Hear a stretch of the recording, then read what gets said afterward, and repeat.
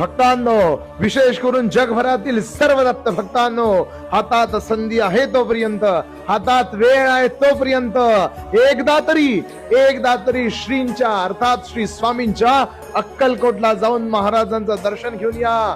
काशी, मथुरा, वृंदावन सारखं माणसं तासन तास पायीत वारून भविष्यात स्वामींचं दर्शन घेतील.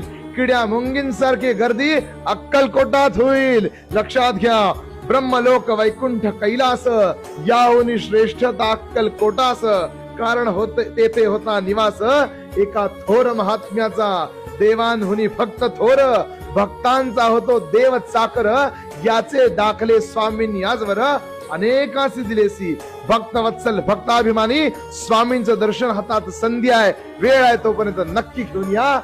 एक दिवस असा येईल की सोलापुरापासून अक्कलकोटापर्यंत रांगाच रांगा लागतील. श्री स्वामी समर्थ.